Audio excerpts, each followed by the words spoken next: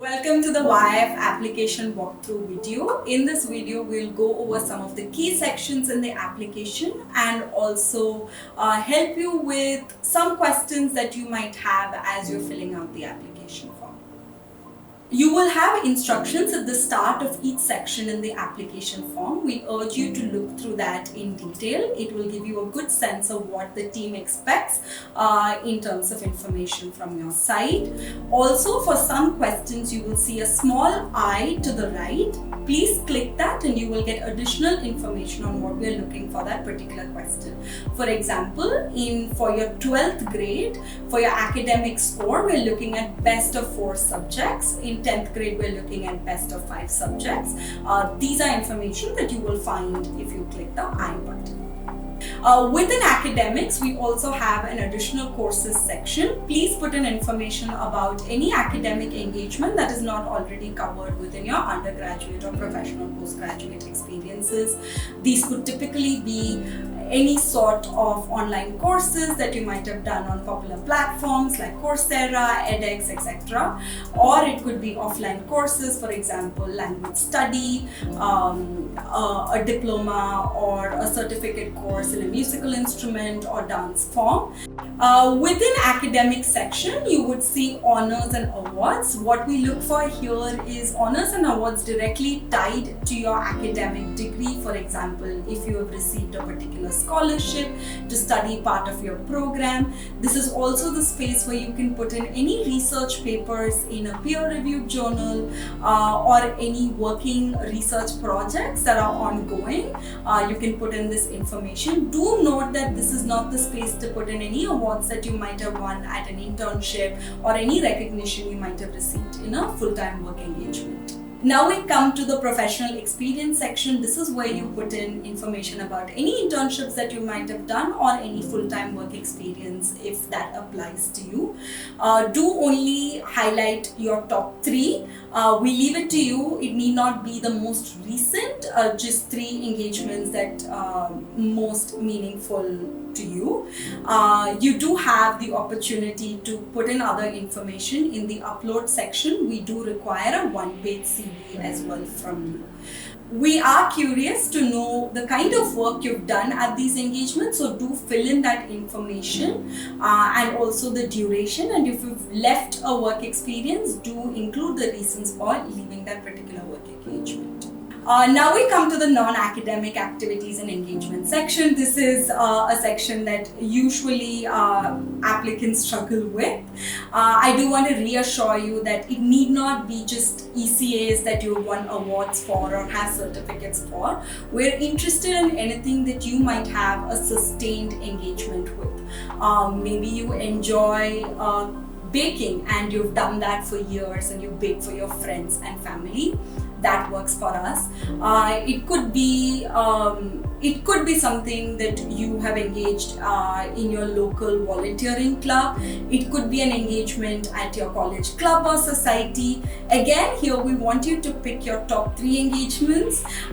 So we leave it to you on what you choose to put in that section, but we do require fairly detailed description on what you did and also upload a document highlighting that particular activity. This could range from, say, if you run actively and you've run a marathon, maybe a picture from that marathon or something from your Strava app on your running in the past month. We really leave it to you. If you enjoy writing or you enjoy drawing, then maybe your upload could be a few sketches or a little bit of your writing. Some of you might have many activities or hobbies and you might be struggling to pick 3. Worry not, we also have an additional question that allows you to put in information about activities that didn't make it to your top 3. And as always, there is a CV and you can also upload additional documents if you want to showcase more of your work. In the non-academic activities and engagement section, you would also see books read and books that have had the most impact on you. The YIF program is fairly reading intensive, so we hope that reading is something that you enjoy. If not, no time like now to pick up a few books. This is a place to put in books that you've read that has had an impact on you. These need not be your most recent reads. It could be a children's book that have stayed with you for years. It could be an academic piece of work, really flexible on the kind of books, but it needs to be something you have engaged with fairly thoroughly. Now we come to the essay section. In many ways, this is the most critical part of the application. It really gives you the opportunity to showcase yourself beyond just things that we would see in a CV. Do take your time with the essays. My number one tip would be that have a friend read it. Sometimes if we work in a niche disciplinary area, we might use jargon that might be only familiar to us. Sometimes your story might not read as seamlessly as you think, and it gets really tough if you keep reading the same essay to catch any spelling mistakes. So have a friend read it as well, or friends.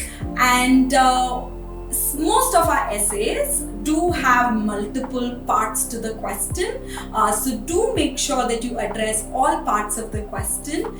And the other thing to remember is do stick to the word limit. We do want short, concise answers, and if you are shortlisted for the interview, we do have an opportunity to chat about what you've written in detail. Okay, in the first essay, we are curious about your personal journey so far. We also want to know what your academic/professional aspirations are for the next 5 years, as well as how the YIF's interdisciplinary education will help you towards these stated aspirations. One thing to keep in mind that sometimes applicants forget is the timeline. So we really care about what you want to do in the next 5 years.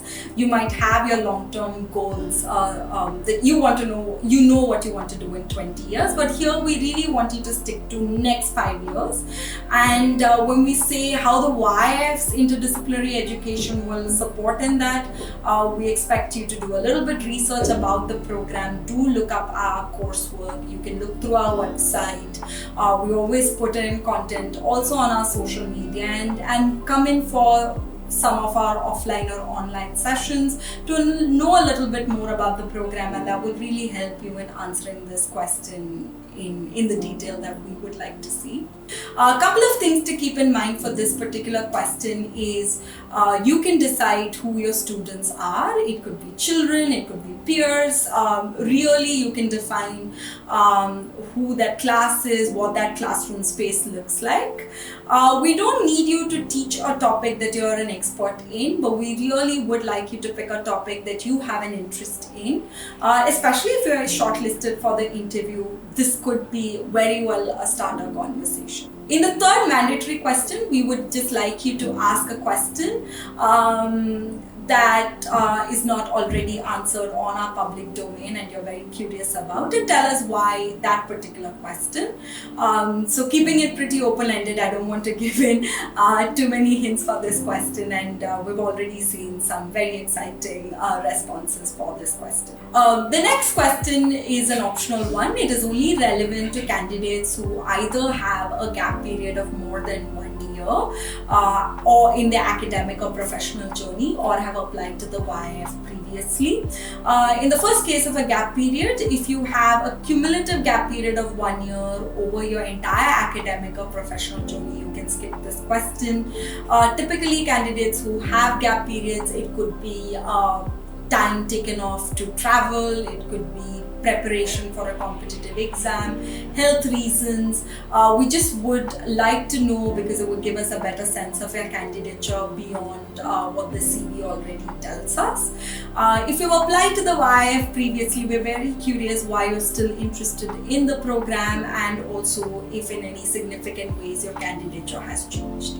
The last question is an optional one. Do fill that in only if you've faced any economic, social or educational disadvantage in your journey so far.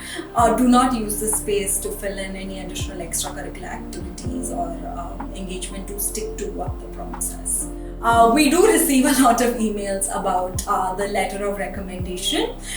So just a quick overview on what we need. We do not need an LOR from you at this stage. We ask shortlisted candidates to send in their LORs, but it would help you to already identify who could write the LOR for you. It could be a professor, it could be a co-worker, it could be a manager at your internship or workplace, someone who can speak to you, someone who could speak about your professional strengths. Thank you all for listening in, and if you have any more questions, you can direct that at yif@ashoka.edu.in. So we do have multiple webinars and offline sessions through our admission season. So if you do want to keep updated or attend particular sessions, do check our social media or join our mailing list, and looking forward to seeing some of your applications and meeting some of you at the